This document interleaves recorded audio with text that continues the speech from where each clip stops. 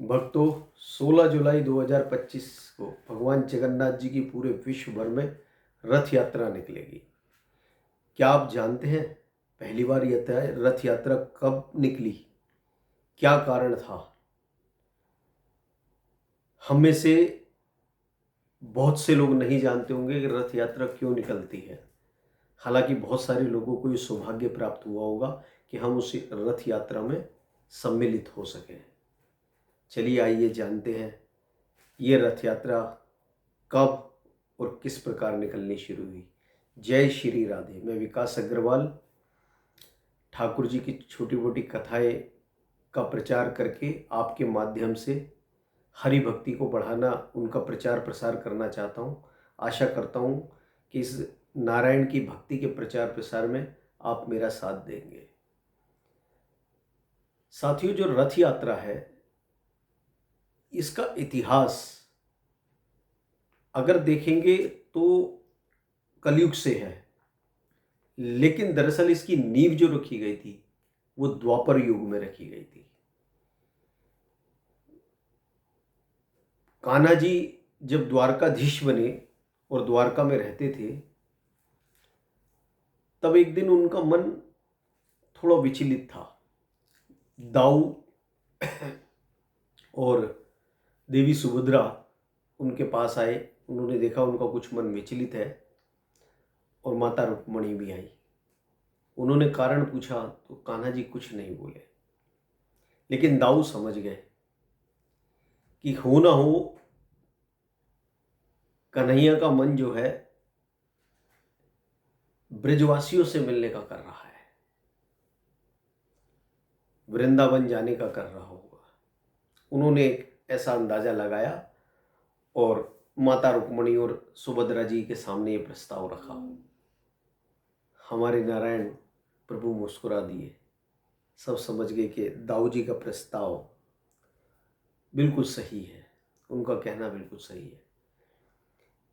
फिर उन्होंने विनती की कान्हा जी से कि आप बताइए क्या बात है। तो उन्होंने कहा कि सूर्य ग्रहण का समय है और कुरुक्षेत्र में कोई पूजा इत्यादि होती है। उस दिन उपवास रखने का उनका विचार बना और वो कुरुक्षेत्र आते हैं।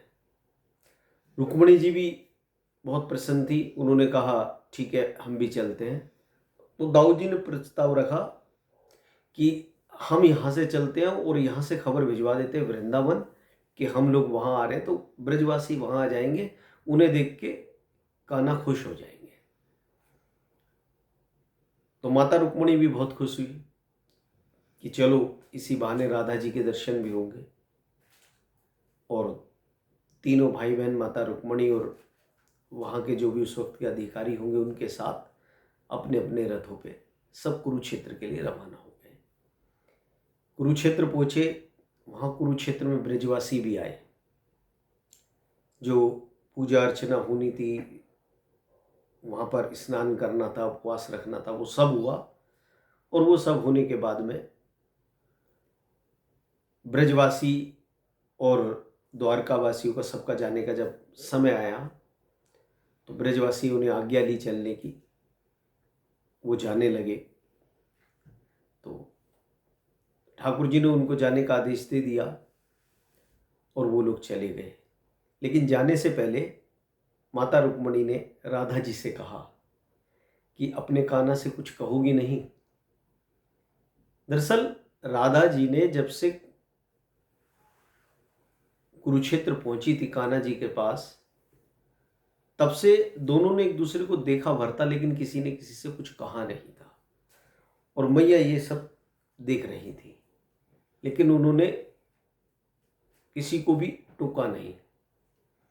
लेकिन जब देखा कि अब जाने का समय आ गया और अभी तक इन्होंने कोई बातचीत ही नहीं की, किसी प्रकार का कोई वार्तालाप नहीं हुआ, तो उन्होंने कहा, तब राधा जी ने कहा कि अभी ये आपके कृष्ण हैं, मेरे कृष्ण तो ये वृंदावन में है। यदि ये वृंदावन आएंगे तो जो मन की बात है इनसे कहूँगी। ऐसा कह के उनसे आज्ञा कर लेके प्रणाम करके राधा जी वहाँ से चली गई। और ठाकुर जी से बाकी द्वारकावासी चलने के लिए कहने लगे तो दाऊ जी ने कहा कि जो वहाँ के अधिकारी थे कि आप लोग सब द्वारका जाओ और हम एक बार वृंदावन दर्शन करके आएंगे, वृंदावन को देख करके आएंगे, कान्हा का बहुत मन है। तो सभी वहाँ के जो अधिकारी गण थे वो और उनके साथ माता रुक्मणी भी चली गई और तीनों भाई बहन दाऊ बलभद्र जी, देवी सुभद्रा और कान्हा जी तीनों वहाँ से वृंदावन के लिए अपने अपने रथों पर रवाना हो गए। अब यहाँ से आप ध्यान देना, हमारे कान्हा की जो लीला होती है वो बहुत दूर की, मतलब युगों युगों की लीलाएं होती है और उनकी नींव कहाँ रखी जाती है, कहाँ उनका असर होता है, कहाँ वो दिखाना चाहते हैं, हम लोग जान नहीं पाते। जब वो वृंदावन के लिए जाने लगे तो वृंदावन के नजदीक पहुंचने के बाद कुछ ही दूरी पे रह गया था, ठाकुर जी बोले कि तनिक विश्राम कर लेते हैं, काफी दूर यात्रा कर ली, वैसे भी कुरुक्षेत्र से वृंदावन काफी दूर है। तो उन्होंने अपने अपने रथों से उतरे और जो पहले क्या होता था कि रथों से उतरते थे तो रथों के घोड़े भी अलग हटा के उनको बांध दिया करते ताकि वो भी बैठ जाए। तो घोड़ों को बांध दिया पेड़ों से, घोड़े सब बैठ गए और वो भी विश्राम करने लगे तीनों जने। जब तीनों विश्राम करने के बाद चलने के लिए तैयार हुए तो उन्होंने अपने सारथियों से कहा कि रथ निकाल लो। तो जब वो रथ निकालने गए देखा तो वहां पर घोड़े ही नहीं। अब घोड़े नहीं तो आगे कैसे जाए और घोड़े गए कहां, यह चिंता का विषय बना। इतने में बहुत सारे ब्रजवासी, उन्हें पता था कान्हा जी आ रहे हैं, लेकिन उत्सुकतावश वो वृंदावन में इंतजार नहीं कर पाए। उन्होंने कहा जहां तक हम आएंगे तो रास्ता तो यही है ना, इसी राह पे आगे आगे चलते हैं, हमें कान्हा जहां मिल जाएंगे हम कान्हा के साथ वहां से वापस आ जाएंगे, उतना ज्यादा समय उनका दीदार होगा। साथियों, इतना प्रेम करते ब्रजवासी कान्हा जी से। और कान्हा जी का भी प्रेम देखो, द्वारका से कुरुक्षेत्र आए तो ब्रजवासियों से मिले बिना नहीं जा रहे थे, जबकि ब्रजवासी कुरुक्षेत्र में भी आ गए थे। उसके बावजूद भी उन्होंने ब्रज दर्शन, और बाकी ब्रजवासी जो सभी नहीं आ पाए थे उनको दर्शन देना, दर्शन लेना, इस कारण हेतु वो ब्रज भूमि पे दोबारा पधारे थे। अब जब उन्होंने कहा चलिए वृंदावन, ब्रजवासी जब बोले जब कान्हा जी से, तो हमारे कन्हैया कह रहे कैसे जाएंगे, हमारे तो कोई अश्व ही ले गया, अब तो पैदल ही चलना पड़ेगा और सूर्यास्त का समय हो गया है। जैसा कि हम सभी जानते हैं कि पहले सूर्यास्त के बाद यात्राएं नहीं की जाती थी। तो साथियों, यहां पर वृंदावन वासियों ने जो किया वो बहुत अभूतपूर्व था। हम में से बहुत से लोग अंदाजा लगा रहे होंगे कि उन्होंने घोड़ों को ढूंढने के लिए व्यवस्था की होगी, घोड़े ढूंढ लाए होंगे या किसी अन्य जानवर का उपयोग किया होगा रथों को खींचने के लिए। नहीं, वो ब्रजवासी उन घोड़ों की जगह उनके रथों में खुद जुट गए और बड़े प्रेम से, भक्ति भाव से श्री नारायण की जय जयकार करते हुए, कन्हैया की जय जयकार करते हुए, आंखों में आंसू और प्रेम लिए तीनों के रथों को वृंदावन की ओर लिए जा रहे थे। साथियों, ये वो क्षण था कि जितने भावुक यहां पर वृंदावन वासी थे, ब्रजवासी जितने भावुक थे, उससे कहीं ज्यादा भावुक हमारे कन्हैया, बहन सुभद्रा देवी और बलदाऊ जी थे। आज उन तीनों को ऐसा महसूस हो रहा था कि जैसा बच्चा मां की गोद में आता है, जबकि मतलब स्वयं नारायण है, वो सारी सृष्टि उनकी गोद में है, लेकिन आज उनको ऐसा महसूस हो रहा था कि जैसा बच्चा अपनी मां की गोद में है। इतना प्यार करते वो ब्रजवासियों से, इतना प्रेम करते। और ब्रजवासी भी पीछे नहीं है उन्हें प्रेम करने में। तभी तो घोड़ों की जगह लगे और बहुत प्रेम से, बहुत चाव से रथ को खींच करके लाए, भजन गाते हुए, जयकारे लगाते हुए, कन्हैया के दर्शन करते हुए वृंदावन की सीमा पर पहुंचे, जहां पे तमाम ब्रजवासी, इनको पता था हमारे कन्हैया आने वाले हैं, पहले से इंतजार में थे।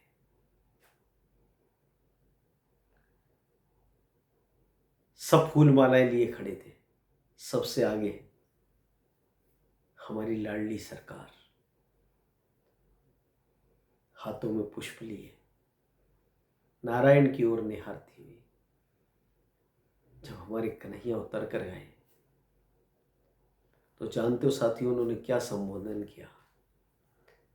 आइए जगत के नाथ जगन्नाथ जी, आपकी वृंदावन में स्वागत है। और उन पर पुष्प वर्षा कर दी। साथियों, इस सृष्टि पे सबसे मधुर मुस्कान अगर किसी की है, यदि आपने महसूस किया हो, तो हमारे कान्हा की है। वो मुस्कान इतनी मधुर है कि यदि मरणासन्न इंसान भी, जो व्यक्ति मरने वाला भी हो, और यदि उस वक्त पे वो मुस्कान देख ले, साक्षात उस मुस्कान के दर्शन कर ले, तो मुझे नहीं लगता कि वो मरने की स्थिति में होगा। वो बात अलग है कि उसका समय आ गया, शरीर को छोड़ के आत्मा जाएगी।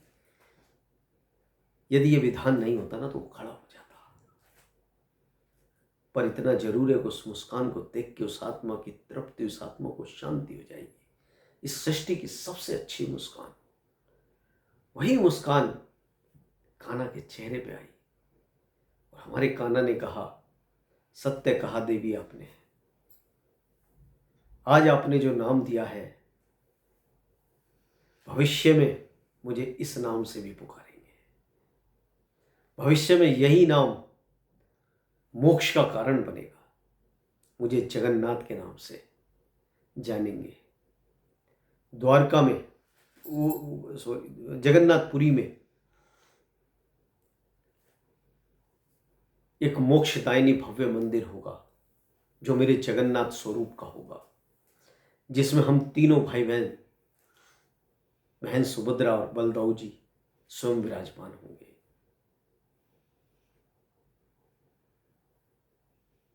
और आज मैं वृंदावन वासियों की रथ खींचने की भावना से इतना प्रसन्न हुआ हूं कि जिसको मैं शब्दों में बयां नहीं कर सकता। और मैं सृष्टि के समस्त जीवों को वृंदावन वासी बनने का एक अवसर दूंगा, हर वर्ष अवसर दूंगा। और ये अवसर कलयुग में जब जगन्नाथपुरी से मैं देवी गुंडीचा के घर जाऊंगा, तो रथों के द्वारा हम तीनों भाई बहन जाएंगे। और वो रथ अश्व नहीं, मेरे भक्तगण खींचेंगे। जो प्रेम, जो भाव आज मेरे ब्रजवासियों के लिए है, वही प्रेम, वही भाव मैं उन भक्तगणों पर लुटाऊंगा। तो साथियों, यह है जगन्नाथ जी के रथ की यात्रा की महिमा। इसे एक साधारण झांकी, साधारण यात्रा मत समझना। बड़े भाग्य उन लोगों के हैं जिन्होंने ब्रज धाम में जन्म लिया है, जिन्होंने ब्रज में जन्म लिया है, जिन्होंने जगन्नाथपुरी में जन्म लिया है। बहुत भाग्य लेके पैदा हुए हैं। लेकिन हमारे कान्हा ने हमसे भी कोई दुहात नहीं किया। सृष्टि के सभी जीवों को अवसर दिया है ब्रजवासी बनने का, हर वर्ष बनने का। तो साथियों देर मत करो। 16 जुलाई 2026 हम सभी के क्षेत्र में कहीं ना कहीं भगवान जगन्नाथ जी का मंदिर है और वहां भव्य रथ यात्रा का आयोजन होता है। तारीख को नोट करो। यदि आप ब्रजवासी बनना चाहते हो, यदि अपनी कन्हैया के आंख का तारा बनना चाहते हो, उनका प्यार पाना चाहते हो, वो परमपिता वैसे भी बहुत प्यार करते हैं, लेकिन जब हम ब्रजवासी बनते हैं उन पे अधिक प्यार लुटाते हैं। उनका प्यार पाना है तो थोड़ा समय निकालो, रथ यात्रा में अवश्य जाना। ऐसा सौभाग्य बहुत कम लोगों को प्राप्त होता है। इस रथ यात्रा में रथ खींचने का महत्व यही होगा कि हम साक्षात ब्रज में रह रहे हैं, कान्हा का प्यार पा रहे हैं। लेकिन साथियों, इसके साथ जो मैं आपसे हर बार कहता हूं, प्रेम बहुत जरूरी है। यदि हमने अपने कान्हा से प्यार नहीं किया तो हमें वो सौभाग्य प्राप्त नहीं होगा। वो सौभाग्य हमें जब भी प्राप्त होगा जब हमें उन पर पूर्ण विश्वास होगा, और पूर्ण विश्वास बिना प्रेम के संभव नहीं है, और प्रेम बिना पूर्ण विश्वास के संभव नहीं है। तो आइए हम सब चलते हैं। जो जगन्नाथपुरी जा सकते हैं तो बात ही क्या है, और नहीं जा सकते तो अपने अपने क्षेत्र में 16 जुलाई को जो जगन्नाथ जी की भव्य शोभा यात्रा निकलेगी, रथ यात्रा जो निकलेगी, उसमें एक अश्व हम भी बन जाते हैं और उनके प्रेम और आशीर्वाद को प्राप्त करने का यह सुनहरा अवसर हम जाने नहीं देना चाहते। आपके लिए और कथा लेके आऊँगा, विकास अग्रवाल, और आपसे आशा करता हूँ यदि आपको कथा अच्छी लगी तो उसे आगे शेयर कीजिए ताकि कुछ लोग और इसका लाभ ले सकें। जय श्री राधे, जय जगन्नाथ।